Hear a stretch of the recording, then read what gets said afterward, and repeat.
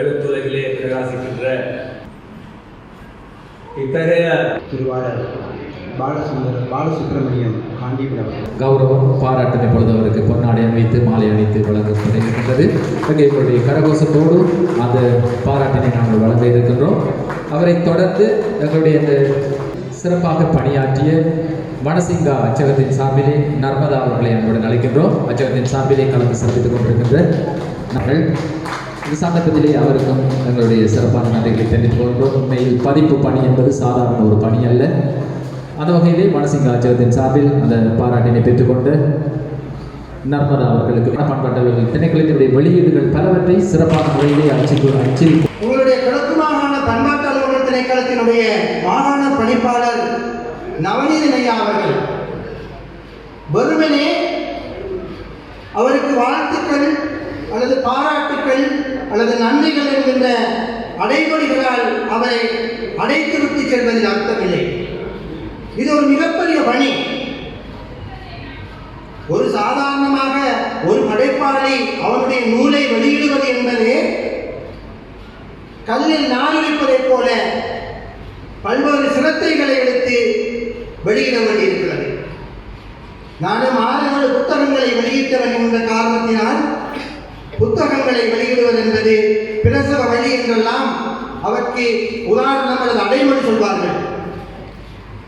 ஆனால் 200 படைப்பாளிகளை இந்த மாகாணத்திலே அடையாளம் கண்டு அவர்களை 2 நூல்களுக்குள் அடக்கி அவைகளை நூலாக தந்திருப்பது என்பது ஒரு வரலாற்று சாதனையாக நாம் பார்க்கிறோம். பல மனிதர்கள் ஒன்றாக இருப்பேன். ஏனென்றால் என்னென்று செய்தோருக்கு உயிர்வுண்டாம் உயிரில்லை செய்தேன் கொண்ட மகற்கு என்று வள்ளுவன் குரலிலே சொல்லுகிறான். உண்மையில் 2024ஆம் ஆண்டு ஜூன் மாதத்திலே அந்த பொறுப்பு நளின் அவர்களுக்கு வழங்கப்பட்டது. அந்த பொறுப்பினை சிறப்பான முறையிலே பொன்னாடை போர்த்தி மாலை வைத்து எங்களுடைய ஜவாஹிர் அவர்கள் இப்பொழுது கௌரவிக்கப்படுகிறார்.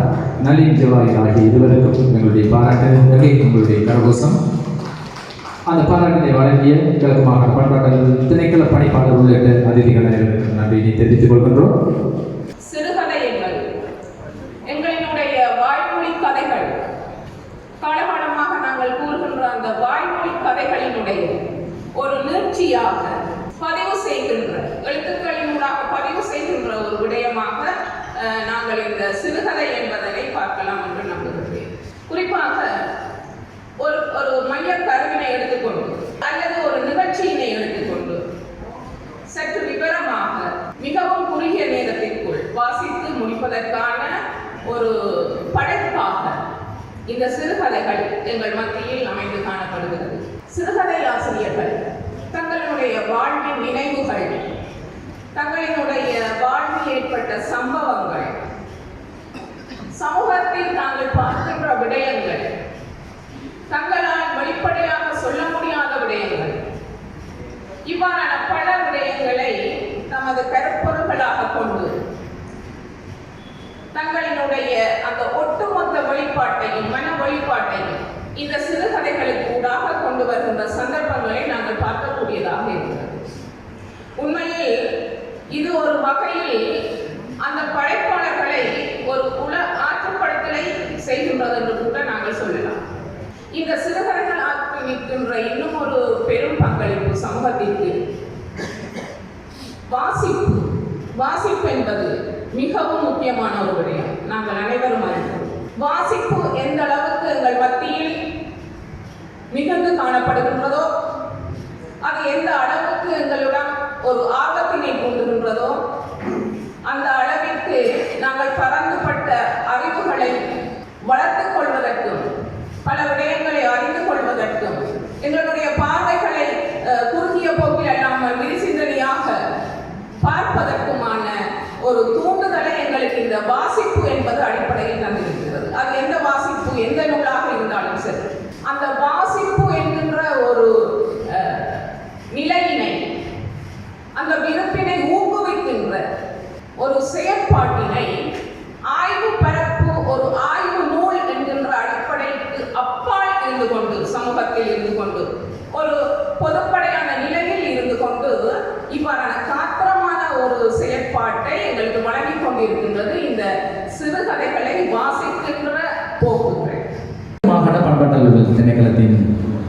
மாகாண பணிப்பாளராக நீண்ட காலமாக கடமையாற்றி தன்னுடைய சிறப்பான பணியை கிழக்கு மாகாணத்திற்கு வழங்கிக் கொண்டிருக்கின்ற சரவணபுரி நவநீதன் அவர்களை கிழக்கு மாகாண நிர்வாக சபை உத்தியோகத்தர்கள் பாராட்டுகின்ற நிகழ்ச்சி. இப்பொழுது அதைத் தொடர்ந்து கலாசார உத்தியோகத்தர்கள், மட்டக்களப்பு மாவட்ட கலாசார உத்தியோகத்தர்கள் அனைவரும் இணைந்து மீண்டும் இன்னும் ஒரு இணைந்து வழங்கும் பாராட்டு.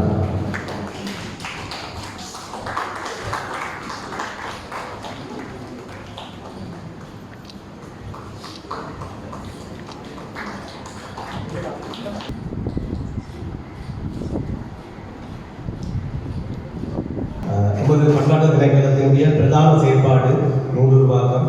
நாங்கள் நிறைய விடயங்களை கதைக்கும் நிறைய நிகழ்வுகளை நடத்திவிட்டு செல்லலாம். ஆனால் ஒரு வரலாற்று ஆவணமாக இருக்கக்கூடியது இந்த நூல்களில். இந்த நூல்கள் சந்ததிகள் கடந்தும் வாழ்கின்ற நீண்ட கால ஆய்வுடையவை. ஆகவே இது ஒரு நீண்ட கால ஆவணமாகவும் ஆய்வுக்கு உட்படுத்தக்கூடியதாகவும் பின்வருகின்ற சந்ததியினர் ஒரு மூலாதார ஆவணமாகவும் தேடக்கூடியது. ஆகவே இத்தகைய நூல்கள் பதிப்பித்தல் திணைக்களத்தினுடைய ஆத்திரமான செயற்பாடுகளில் ஒன்று. அந்த செயற்பாடுகளில் நாங்கள் நிறைய கல்லறைகளை வாங்கியிருக்கின்றோம். மட்டுப்படுத்தப்பட்ட நிதிவளம், மட்டுப்படுத்தப்பட்ட ஆளணி வளம், இத்தகைய கால சூழ்நிலையிலும் எங்களோட கடமைகளை சிறப்பாக அறிந்திருக்கின்றோம். ஒரு திணைக்களம் என்ற அடிப்படையில் அதனுடைய தலைமைத்துவம் மிகவும் முக்கியத்துவமானது. ஒரு வழிகாட்டியினுடைய நம்பிக்கை இருந்தால் தான் செயல்கள் மிக வீரியமாக அமையும். அந்த வகையில் முகத்துக்காக செல்லவில்லை, திருவாளர் நவநீதன் காலத்தில் மிகச்சிறந்த பல படைப்புகள் வெளிவந்திருக்கின்றன. இங்கு உரையாளர்கள் கூறியது போல சில நூல்கள் ஒரு வருடங்களாலும் சில நூல்கள் 10 வருடங்களாலும் அதனுடைய பெருமையை அறியலாம்.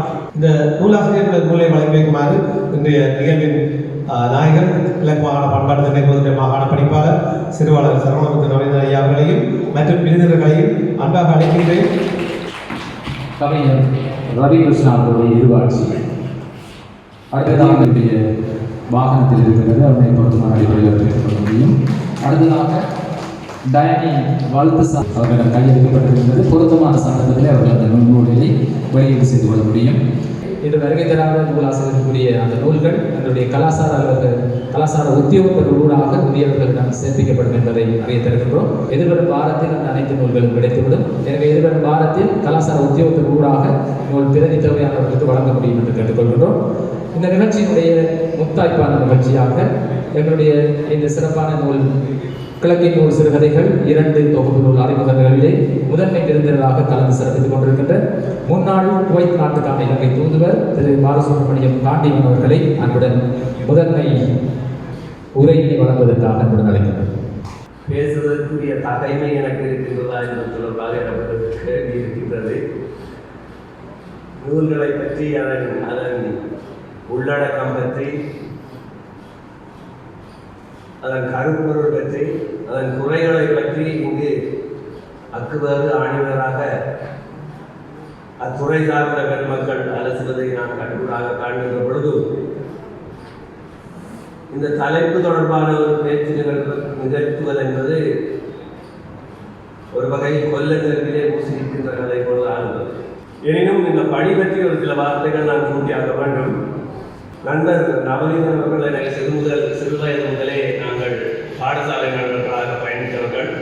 அதன்படி அவருடைய குணாதிசயங்கள், அவருடைய திறமை, அவருடைய ஆளுமையின் வீச்சு, அவர்களது வீரியமான துணிச்சலான முன்னெடுப்புகள் பற்றி நான் அறிந்திருக்கின்றேன். அந்த வகையிலே கலாச்சார அமைப்பின் பொறுப்பை ஏற்ற பின்னர் கலாச்சார அமைப்பானது ஒரு உயிர்ப்போடு கிழக்கிழங்கையின் கலை வடிவங்களை, எழுத்துக்களை உட்பட முன்கொணர்வதிலே முன்னின்று உழைப்பதை நான் அறிந்திருக்கின்றேன். என்னை பொறுத்தவரையிலே இது ஒரு பெரும் வழி.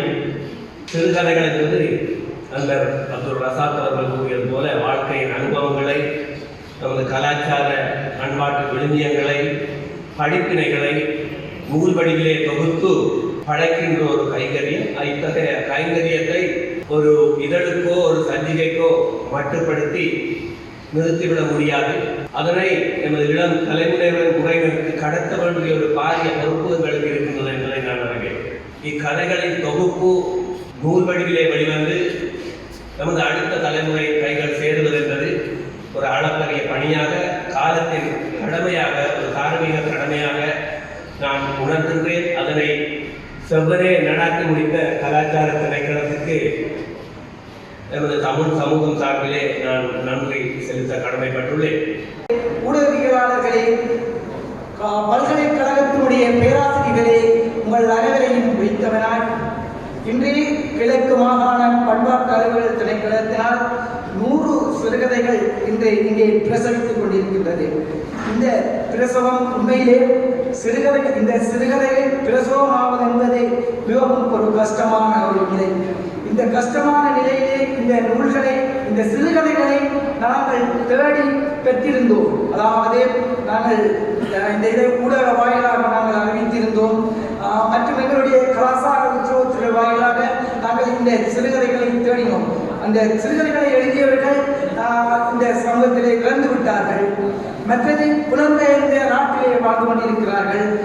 மற்றவர்கள் இங்கேயும் வாழ்ந்து கொண்டிருக்கின்றார்கள். இவர்களுடைய சிறுகதைகளை நாங்கள் தேடி தொகுத்து இன்று ஒரு நூலாக இன்று மாகாண பண்பாட்டு அலுவலர் திணைக்களம் தந்திருக்கின்றது. அதை எங்களுடைய மாகாண பணிப்பாளருடைய புத்தகத்தின் வேகத்தினால்தான் இந்த நூல் இன்று உங்கள் அடியிலே பிரசவமாக இருக்கின்றது என்று கூறி நான் கண்டுரைக்கு வரலாம் என நினைக்கின்றேன்.